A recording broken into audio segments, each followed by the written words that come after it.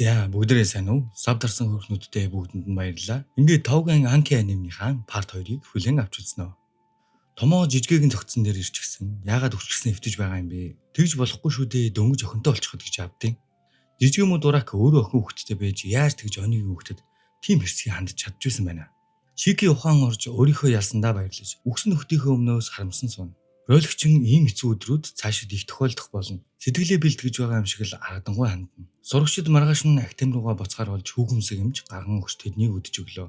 Ролигчин хичээлээ орж оны байгууллагын тулааны салаа, тагнуулын салаа, дэмжлэгийн салаа гэж 3 хуваагддаг. Актемийн сурагчид цусныхаа хүчний онцлогоос нь хамаарч элсдэг. Яг нь манай Шики бол хизээж хичээл хийдэггүй гар гэдэг нь бол тодорхой. Гэхдээ хэрэндээ л хичээгээд байгаа бол та энэ ангид ер нь ягаан үст нүдний шилт хоёр л хичээл хийдэг заяа. Ууртаа нөхөр хаваасаа амхаа юус анхаарахгүй. За тэгээд ролигчин багш 2-2-оор нь амралтын өрөөнд хойрлохаар бол тий. Нэг хүн сондгоор нь тэр нь багштай орно. Бүгд л багштай орохгүй байхыг бодно. Шики дүнсгэртээ орохгүй гэж хичээнэ. Хаваасаа амхатай нэг өрөөнд орохын тулд яанч гинүдээ ямар ч байсан байнга секс хийн гэдэг юм. Үлдсэн хэдэн хайчлуудаа хавдаад дөрөвнүүд нь багштай. Шики дүнсгэртээ харин хаваасаа ягаан ус хоёрыг багш нэг өрөөнд оруулахар болдгийм. За энэ хэсэг нэг тийм онц биш шууд алгаслаа. Момодоро байгууллагын албаны нэг өрөөнд Цубакири буюу жижигээг алсан Шикиг хүчтэй л байж таарна гэж түүнийг агнчих юм бол миний үнэлгээ нилээд дэвшлэн гэж довоо шарлуулсан бодолтой алхана. Сурагчид бүгд халуусанд альжаалаа тайлж байх ба аймхаа бүр хаваасаагаас тил тавцсан. Одоо гадаа байгаатаа яана гэдэл байжсэн чинь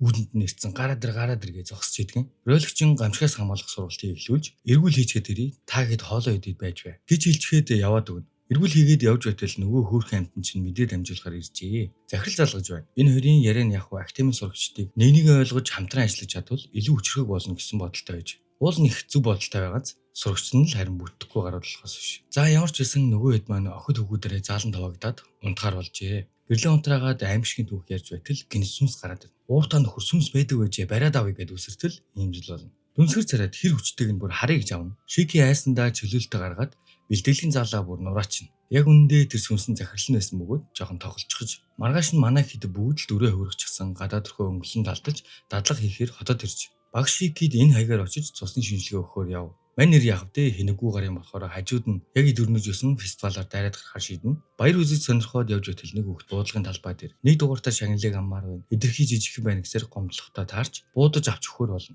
Нэг гисэн пайзыг онлоод гохоод артал дахиад нэг сум ирээд зэрэг онно. Гайхаж хараад хөөсөндөө тэд бүгдийг нь буудаж унгаагаад тэр хэд байсан хүмүүсийг аламаар болно. Хоёр хүүхдэд тоглоомнуудаа хувааж өгчхөд тухтаа нэг газар ярилцсан сум. Тэр хоёр маш сайн яриа сонирхол нийлж буу халж байснаа гинт нэрийг мэдэлцэж аваагүй санаад Шики мэдээж худал нэрээ хэлнэ. Харин түүнийг бол Микадо гэдэг юм байна. Шики түүнээс юу хийдгийг нь асуух үед би бол цагдаа муу хүмүүсээс энгийн иргэдэг хамгаалахыг хүсдэг болохоор гэж хариулдаг. Энэ өхөр яг муухан эсхийг нь нүдэрээ харж байж л мэдээж хуулийн хүрээнд шийдэхийг хүсдэг. Гэхдээ түүний дарга нь болохоор тийм биш. Эсрэгээрээ бүгдийг нь барьж хориод тушаал дэвшгийг л боддог нөхөр байдаг болохоор баг зэрэг санаа зөрөлддөг юм аа гэдэг. Энэ залуу гэхдээ нэлээд зөв залуу шиг санагдчихаз орой болж Микадог дарганд дуудаж Шики бууд руугаа явж явах үедээ уцсныхаа доогооруудыг солилцож аваад тус тусынхаа мөрийг хөөхөр яв. Микадо дарга дээр ирчихсэн нөгөөх нь нэлээд уртаа нөхөрөө загнаж байна. Яг өндөө бол Микадо момотор байжээ. Цагдаа болж хуурчхаад Шикиг энэ хотод ирсэн гэдэг мэдээллийг нь авчихсан хайж байгаа юм байна.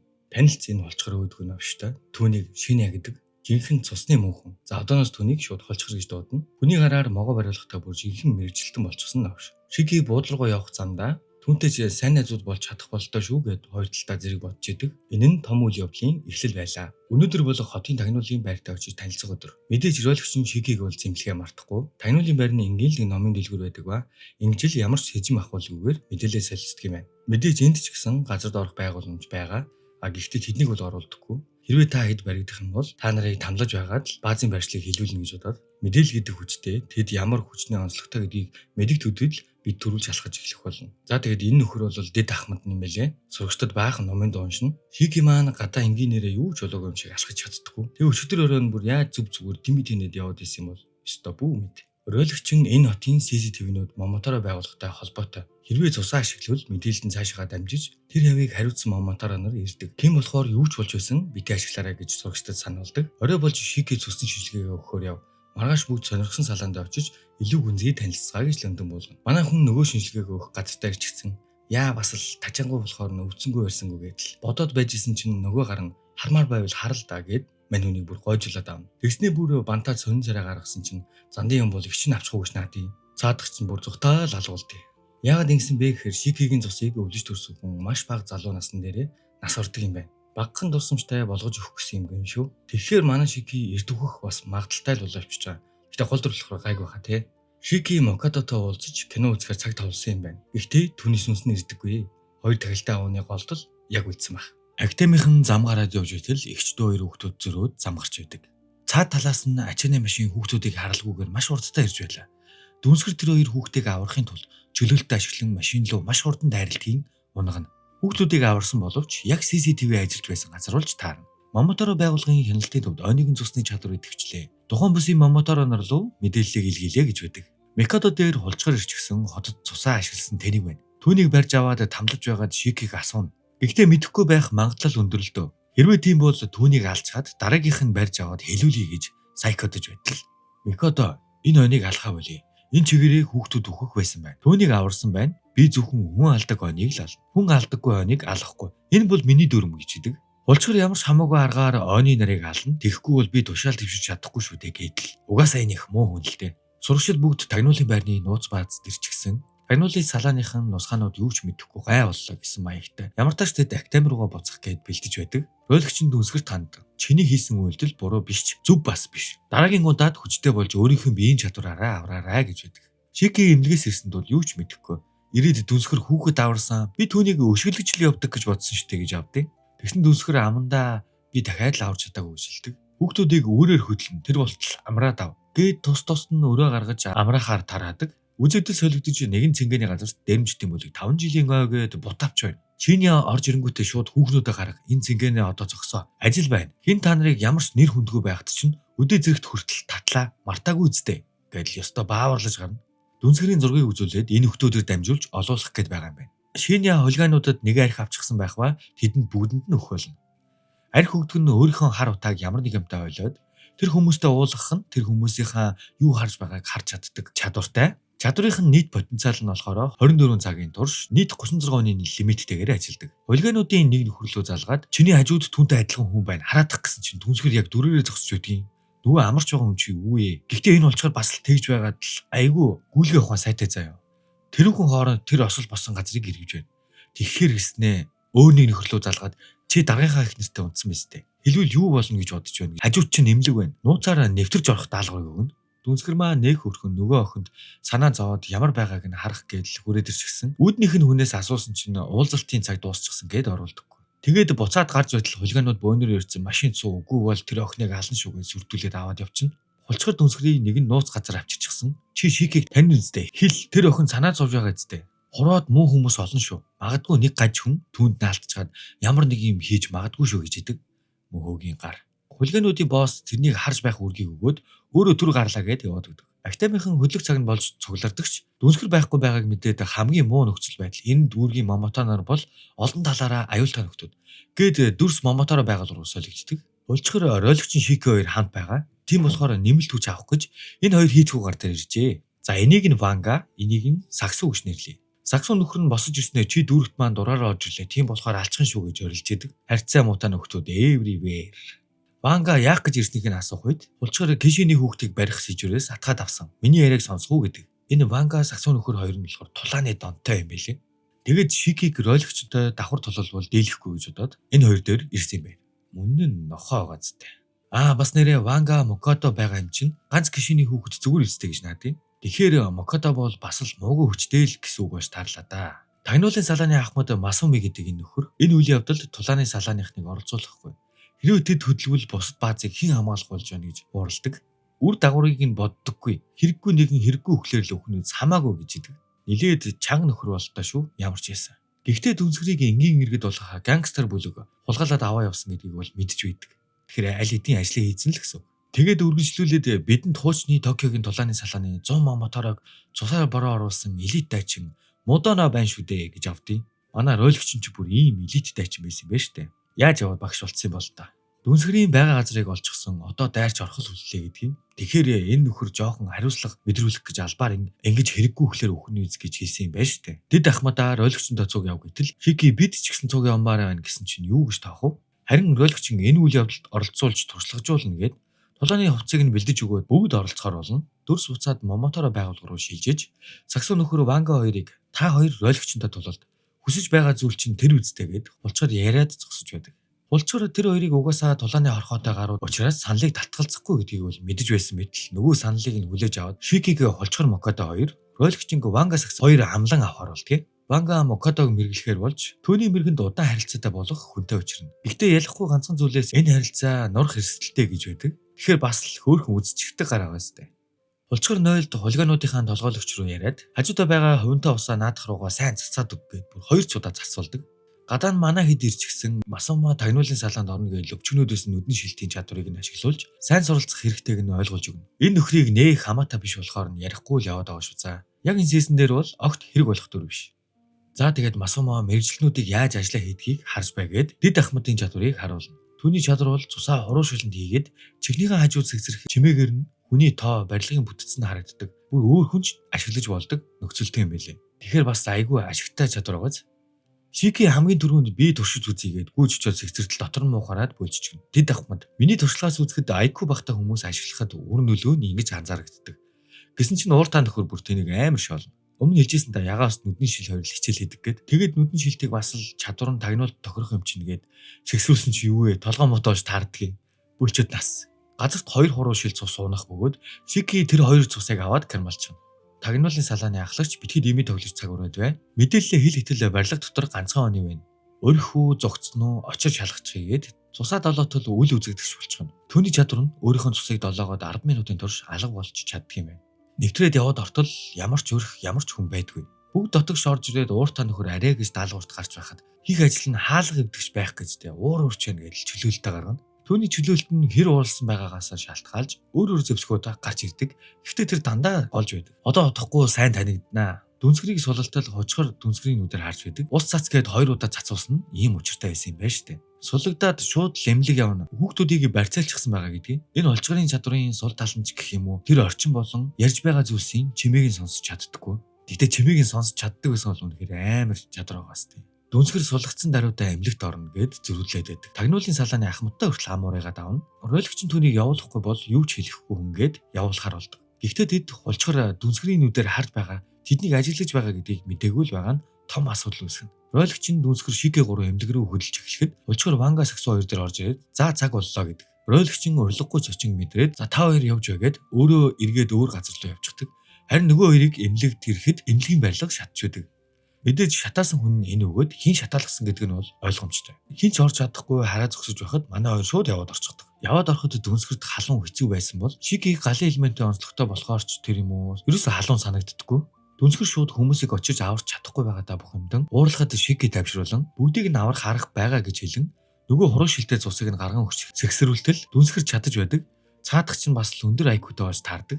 Тэгээд дүнсгэр байрлалыг нь зааж өгөөд Шики хүмүүсийг аваад манай хоёр маш сайн гар нийлж ажиллана.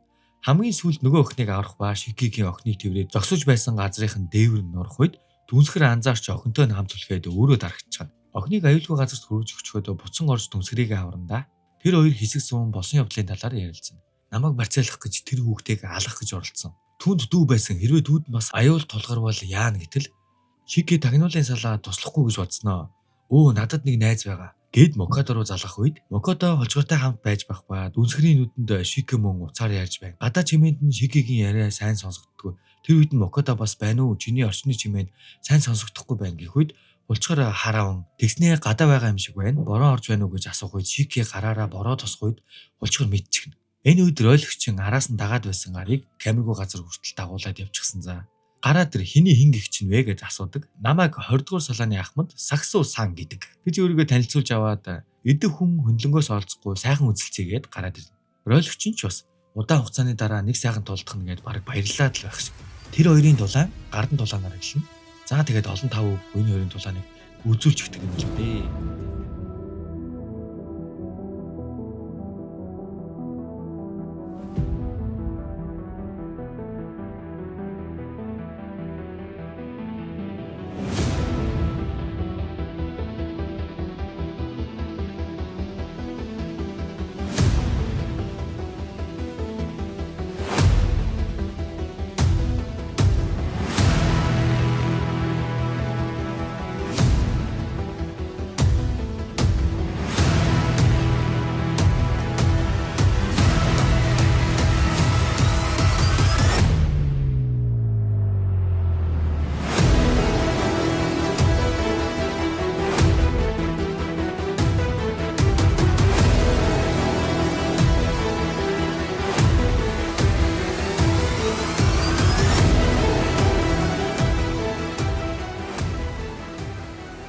бол энэ саксуу нөхөр дайралтыг нь хуулбарладаг юм байлээ.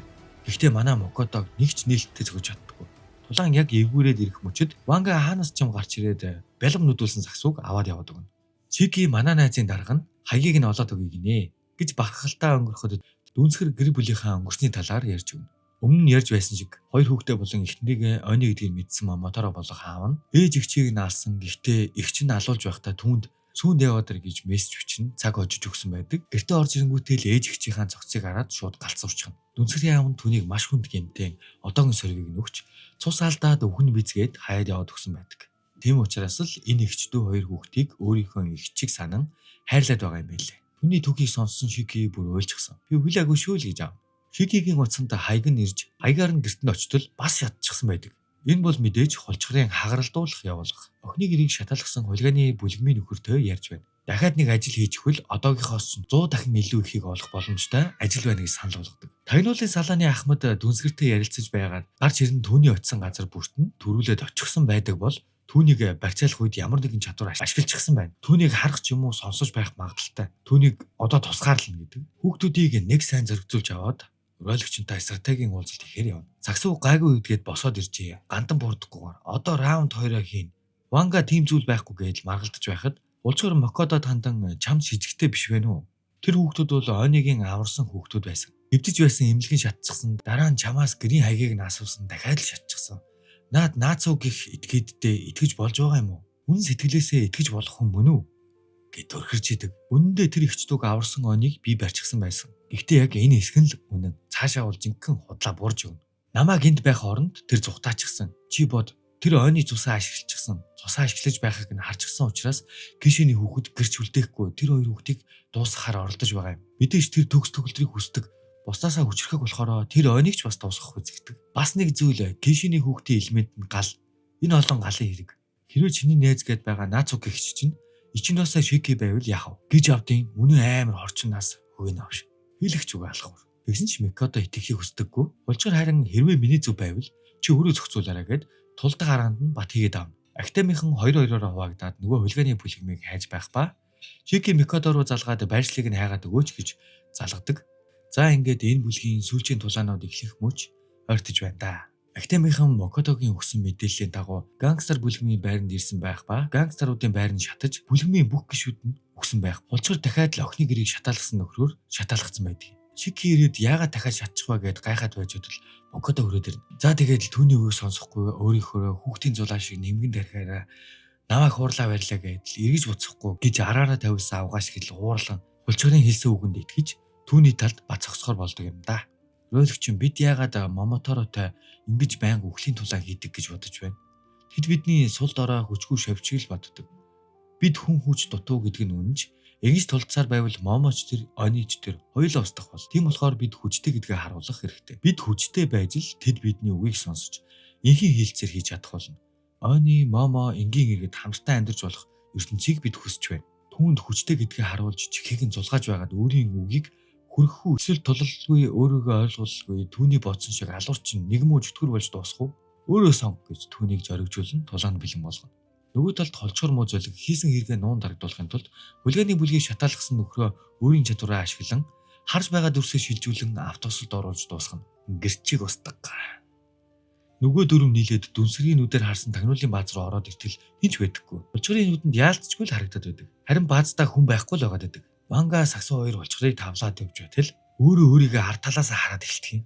Тэг гайхаад эргээд хартал тагнуулын салааны ахлах дүнсгэртэй цуг үл үзэгдэж болчихсон. Дүнсгэр маань Apple Vision Pro-го эргүүлчихсэн араас нь роликч болон актемийнхэн нэг сайхан болоодод гараад ирнэ. Улчгарын байж байгаа царайг нь ганц харчихал да. Чаддаг юм а чадаагүй хүний царай ийм л байдаг. Тулаан эхлэх яг л тэр мөчөд улчгар шууд цухтаага талгуулна. Мэдээж тооцоотойгоор дүнсгэр араас нь хөөгд явна. Гэхдээ зовтаачихна гэж би өрөөж бодоогүй. Бүр шок.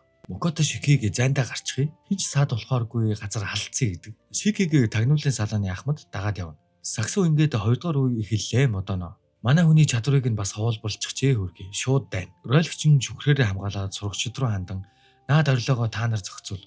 Дөөрэгчд сонирхол алгах гэж авдیں۔ Шууд аниад нас.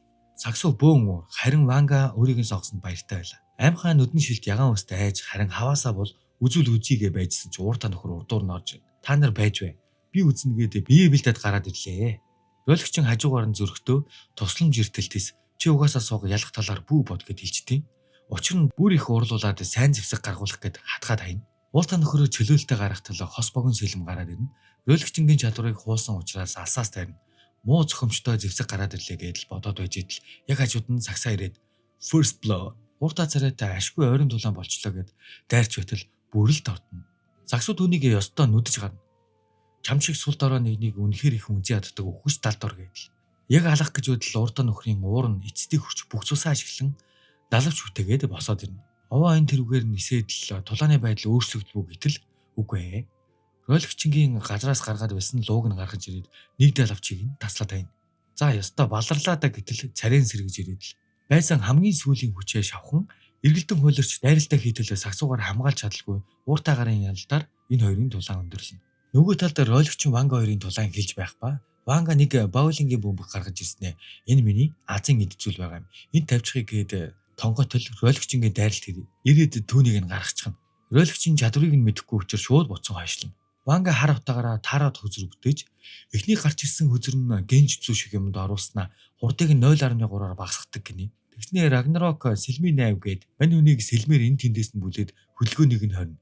Дахиад нэг хөзөр суглах бөгөөд танкны карт гаргаж ирэн галлахад овоо мань хүн шүхрээрээ хамгаалчихсан байдаг.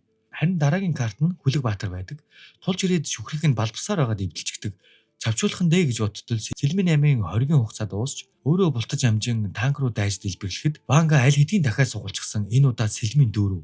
Хоёр сэлмтэй Хүлэг Баатар гарч ирэн дайралтыг нь хамгаалахад хүрсэн дайснаа 5 секундын турш маш ихээр хурдыг нь багасгадаг нөлөөтэй болж таарна. Сагсууг бодвол харин Ванга түнд хүрхэн битгийл бүр нэг цавчаад авна. Чич домог шигэ биш юм аа, сул дорой юм аа гэдэл далчнаад урагшаага алгасан чинь цусаар бөөлжөд наадгийн. Роликчин анханасаа нүдэнд харагдахааргүй жижиг цусан бороогоо оруулж түнд нэвчүүлэн дотор ирэхнийг нь гэмтэж байжээ.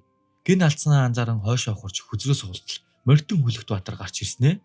Өөрийг нь цавчаа ичтээ. Тэгсэн харин уруу хаарсан картууд нь азгуутлыг илтгэдэг.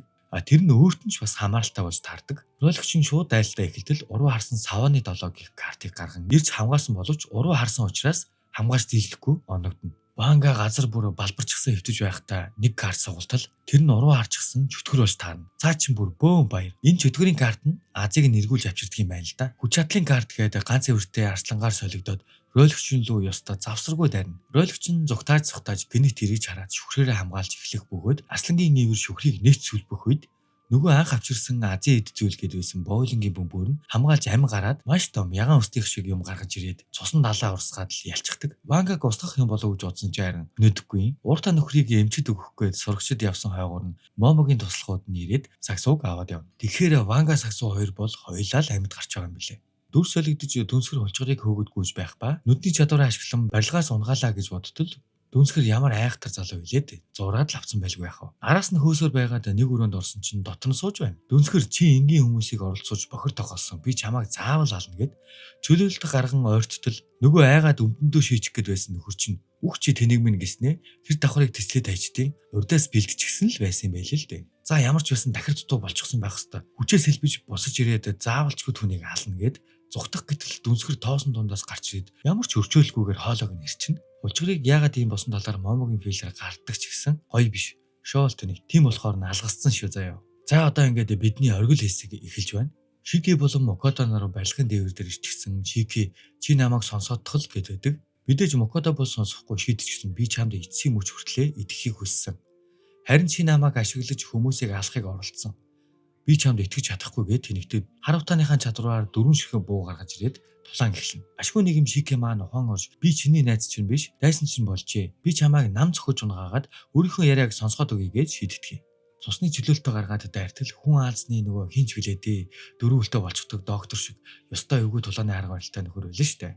Шики тултгаар шийдсэн ч хүнд байлаасаа гараагүй. Хүчний давуу Мокотогийн талд байсаар л байв. Дөрвөн буугараа зэрэг галлаж эхлэхэд Шики өөрийнхөө чөлөөлтөөрөө хамгаалж байгаад бууныхаа буудах хүчийг нэмж байв. Энэ нь Шикигийн хувьд бол муу мэдээ. Тэр энэ янзаараа удахгүй чөлөөлтөнд хэсэхгүй задрахыг мэдэж байлаа. Хамгаалж байгаадаа болж шахагдсанаа мэдээ анзаарч гал нээтэл овоо хүчтэй дайралт хийнэ. Мэдээж цусныхаа хэмжээг удирдах чадалгүй иймэрхүү олон дайралт хийвэл өөрөө түүний өмнө үгээ сонсохоосоо ч өмнө унаад өгөх эрсдэлтэй байв. Игтэл тоож байгаа шинж алга. Мокото нэг буугаа газарт зон агаарт хөрөн түүний дайралтыг гаргасан байх ба чи ч ёстой дорой нөхөр юм да Гээд нээлттэй байсан тул эргэлзэлгүй будаж өрхөн. Гишиний цусны нөхөн сэргийг чадвараа бусдаасаа сайн тул яах вэ бас гайгүй үлдэнэ. Энэ хоёрын дулаан Мокодо дайрч Шиги цухтаадаг нэг л тийм уудгартай болоод эхэлнэ. Шиги гэнэт зогсоод нэрээ би яагаад ганцхан буу гаргаж чадна гэж бодоод байгаа юм бол гэж бодсноо нөгөө гартаа дахиад нэг буу гаргах гэж үзсэн боловч фейлдад дахиад л том жиридэж эхэлнэ.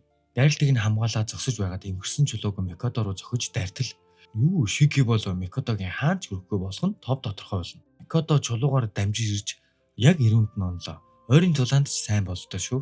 Одоо бүр 6 ширхэг буу гаргаж ирээд Шиги рүү ихний дайралтаар баруун гарыг нь ажиллагаагүй болгон гараа амчилж амжихгүй тэр мөчтөнд нүүрлөө нь буудаж унгааж хана. Түүний биедэн тулж ирээд ихний сум нь Шигигийн зүрхэн шигдээ орно. Хоёр дахь сум нь ирж байхад түүний галын элемент буюу Энкиг их чадвар нь идэвчнэ. Энэ удаа хоёр гартаа буута болж босч ирээд дахин дулаа эхэлнэ. Мокодо бүрэн хүчээрээ дулдаж эхэлнэ гэж байхыг бодвол хүчээ түүнд тааруулан дарж үжээ хөргий. Гэхдээ нэг дайрчгаад л дахиад зогтож эхэлнэ. Үнэндээ залхуу та наас. Нэгэн Микодо руу жижиг сумаараа буудаж байгаад мөрөнд нэг ононгуудаа баярлцсан авж ийн. Тэгсэн харин нөгөөх нь бүр хөөдөг буужин гаргаад ойлгомжтой шүү. Шигэ зүгтэж байгаад оногтчлоо. Баларлаа ухааны юм бодоод байжсэн чинь харин хөөхөн зүгээр өнгөрцөн байдیں۔ Бууга байшинд зан хөндлөн тогтчихсон байсан. Мокодо руу шууд үсгэж ороод өшгөлөндөө. Гэтэл овоодоо гэмээр хоёр бууныхаа гар бөмбөг шидэгчээрээ хойшоогоо галлаж тэр нэрч аваад дахиад 42 азмарын амтыг мэдрүүлнэ. Овоо хөрхөн илүүд дугуй сайхан үзэлцэж биднийг баясгах нь гэсэн чинь харин гинэт галзуурчдیں۔ Энэ галзуурлан сэтгэл нь хит хөөрөл бас ингээ гараад ирдэм билээ. Галзуурчсан очоод ирүүнд нь бариж аваад ханд нэг оны номи рокет гээл 3 дахь нь гараа сонгож хөлнөөс нь барьж аваад нийт 9 удаа түүнийг хүнд цохилт өгснээ дараа тээвэрлүү шиднэ. Энэ үед галзуурсан Шигидээ бол үзээгүй нэг л баларснаа ойлгосон Мокодо бүх хүчээрээ хамгаалж арай гэж ам гартал нүүрэнд нь тулж ирээд огоод байхаар нь бөөлжхнүү гэтэл амнаасаа 12 ширхэг буу гаргаж ирээд энэ хүрээд өгөхгүй гэж бодтол Шиги галзууралтайгаа тэмцэж хальт ухаан орж Микодо би ухаанаа алдах нь арай гэж барьж байнд хурдан намайг дуусгах хийхгүй бол би чамайг алчих гээд байна. Хурдан гуйж байна. Би найзаагаа алмааргүй байна гэдэг. Микодо шийдэж чадалгүй тэнэлзээ зогсож байхад Масома Ахмад гарч ирээд нэг ирүүний шүл уулган цааш зохин унагна. За тэгэхээр Новши Момо минь энэ нөхөр хамгийн муудаа эндээс хөдлөөд хот руу орчих бол маш олон хүнийг цааш нь харуулна. Тийм учраас би анхаарлыг нь татна. Чи дуусах. Хариулт сонсохгүй босс хий. Түүнийг алах бодолтойгоор дайр. Тэрнийг алчгаад дараа нь чамайг би ална гэдгийг. Бас тэгж байгаад айгүй хурц өгтэй кул байгаас та. Микодо би ийм биетэйгэр чадахгүй. Надад 5 минут хожоод өг. Тэгвэл би дуусгаж чадна гэж байдаг. Ингээд Масомо галзуурсан Шигийн дулаан эхэлж байна. Масомо дулааны шалаанах биш болохоор нэг их хүлээлт тавьд бол хэрэггүй. Ойртож чадахгүй манай гэрийн мах иддэг шиг нэг жижигхэн хөөрхөн утга барьчихсан. Өмнөх Шигийн дулаан шиг зугатаад л ямар ч байсан хөөрхөн торгоогоо л байдгийг. Энэ үед харин Шигийг галзуурсан мөрлөө өөрийн ухаантай тэмцээр байгааг нь хэлдэг бөгөөд үнийг сонссон Микодо арай өдийг хүртэл миний алж ирсэн ойны нар бүгд ийм нулимстай байсан юм биш байгаа. Галзуурсан ойныг ухаан санаагүй аллахын зэвсгэл гэж боддог байсан. Тийм биш байсан юм гэж үү? Тэр галзуурсан ш намайг найзаагаа гэж дуудаж байна. Алахгүй гэмтээхгүй гэж хичээж байна. Би ямар тэнэг байсан юм бэ? Гэж нэг юм ухаандаа хөрхий. Масома Ахмад хөл алдаж дуурах үед нь Шиги галлаж нэг хөлийг нь таслаж хөдөлж чадахгүй байхад нь Шиги өөрийн ухаантайгаараа зогтаач гэж хэлж уйлж байхдаа бие өдөрдөж чадахгүй миний үхэлд өөрийгөө буруудаж миний үхлийг өөрч амьдрч болохгүй шүү гэж хэлээд эцсийн үгээ хэлнэ. Гал нээх тэрл өдөр ойлгочин гарч ирж түүнийг хамгаалсан байлаа. Цусан зэргүүдээрээ Шиги рүү дайруулад үлдсэн цагийг нь хожиж байхад Мокодогийн утааны чадвараар үүссэн нууц хүзэр нь энэ үйл явдалтай давхцсан бэлэн болсон байлаа. Мокодо ойлгосон бололтой түүнийг бодож байсан шиг нь зүйл хийх хүн биш гэдгийг. Игтээ нэгэнт оройтсан байлаа. Түүнийг алхаас өөрөөр зовлонгоос нь чөлөөлж чадахгүй гэдгийг. Би өөрт байгаа бүх хүчээрээ дайрна. Гэхдээ гуйж байна. Битгий үхээрээ гэдэг. Шиги бүр амтай голтой энэ дайралтаас амь гарсан байх бөгөөд тагнуулын салааны дэд ахмад ирчихсэн түүнийг эмчилгээний салаанд хүргэж өгөхөөр яарвчлана. Энэ хооронд ройлогчийн Микодогийн урд очиход би хэсэгтээ дулдаж чадахгүй амархан алаад л азтай байна шүү гэж авдیں۔ Гэхдээ ройлогчин өмнө нь ярьж байсан шиг бид хилцээрийн ширээнд сууж инх тух амьдрахыг л хүсдэг гэдгээ хэлэхэд Микодогийн нүд дахин нэгдэж тэднийг буруу боддог байснаа мэдэж гэхдээ хилцээрт хүрэхэд галзуурлыг зохицуулах ёстой биш гэж үг гэхэд тэр хэсэг нь л асуудал байгаа юм. Энэ бидний асуудал өөртөө болно. Гээ цаашаа явах гэтэл Микодо Шигиг сэрхээр нь миний уучлалтыг дамжуулж өгөөч гэж идэг. Ройлогчин хариуд нь чи өөрийн биеэрээ хилдэ гэд яваад өгнө. Хүүгэмсэг юм Шигиг имжлэгээр иржээ. Гишиний хүүхдийн идэрэх чадвар бусдаас тис өөр болохоор манай хүн шууд л босоод ирнэ. Босож ирээд хөөх юм ухаантай байсан юм болохоор Масомогоос нэг хөлийг нь тасалсан дуучлаарай гэд сүгдөөд гуй тасалсан гээд байгаа хөлөөрөө толгойд ирнэ гიშгэж идэг. Аль хизээний идэх ч гэсэн байдаг. Мэдээж хүүгэмсэг имжилтэй бүтэн 2 гараа ургуулад байсан юм чинь. Нэг хөл бол яамаа л ийз. Миний хөл яхав чиний сэтгэл зүрхшинд ороо байсан болохоор чөтгөрт эзэмдүүлчихсэн. Хяналтаа алдсан. Та нар ч гэсэн санаж яв. Галзуурах юм бол хэн рүү ч хамаагүй дайрдаг гэдгийг битгий март. Тийм болохоор бүгд хүчтэй бол гэж загтаг. Хүүгэмсэг эмч гишиний хүүхдүүд гэдгийг нь жаахан тайлбарлаж өгдөг. Гишин хамгийн анхны ойны. Тэгэхээр бүх ойнууд түүний хүүхдүүд нь гэсэн үг. Харин гишиний хүүхэд гэж нэрлэгдээд байгаа нь түүний цусыг хамгийн ихээр авч төрсөн ойныг хэлдэг юм байна. Түүнээс бол шууд утгаараа гишиний хүүхэд гэсэн үг бол бас биш юм байлээ шүү. Гишиний хүүхэд нь ойны нарын мөхлийн аюулд орох үед гарч ирдэг гих яриа бий гэж хэлдэг. Гэхдээ учир нь одоо ч тодорхойгүй. Чи энки гих галын элементийг нь авч төрсөн. Одоогоор дөнгөж 10% нь ашиглаж байгаа гэж наадыг.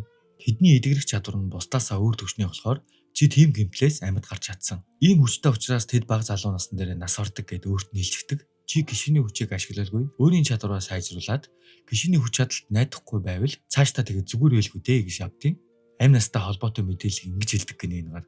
Ёстой хайхрамжгүй гар шүү. Сонсож байгаа ч тэр зөвхөн эмнэлэг рүү нүцгэн ирсэндээ л санаа зовж байдаг. Ёстой таарсан гарууд. Сурагчид бүгд актам руугаа буцах гэж байдаг. Микато өөрийн биеэрээ Шикигээс уушлахгүйхээр ярьдаг. Шики түүнд хандан чиний хүний үгэнд автомтгай байдлаас чинь болж бид хүнд байдалд орлоо. Ухаантай юм шиг байж битгий чухал үед тэнэг болоод тэнэгэ гэж идэг. Микато бурууга хүлээн зөвшөөрч толгоогоо удаалгаж байтал тэр үед би ухаангүй байсан ч чиний дуу хоолой тод сонсогдож байсан шүү. Үнэхээр их баярлсан. Чин сэтгэлээсээ надтай тулсан учраас би эцээ хүртэл галзууралтайгаа тэмцэж чадсан гэж бодож байна. Намаагч бас уучлаарай. Тус болсон шүү гэд түүнийг уучлдаг. Микато догдолж тэр ямар сайхан сэтгэлтэй хүн бэ. Үүнээс хойш миний хийх зүйл шийдэглээ гэж дотроо боддог. За үгээр Тоуген Анки анимны маань сизон 1 ингээд дуслаа. Part 2-ын турш хамт байсан та бүхэндээ баярлалаа. Сизон 2-ыг нь гарахаар нь заавал оруулнаа. Цаашид болох зүйлс нэлээд тодроод ирлээ шүү те. Оны болон Момоторо нар эрх тэгш шинж дуух амьдрах ертөнцөө цогцлоод чадаасай. Сав дараарай баярлалаа баяртай.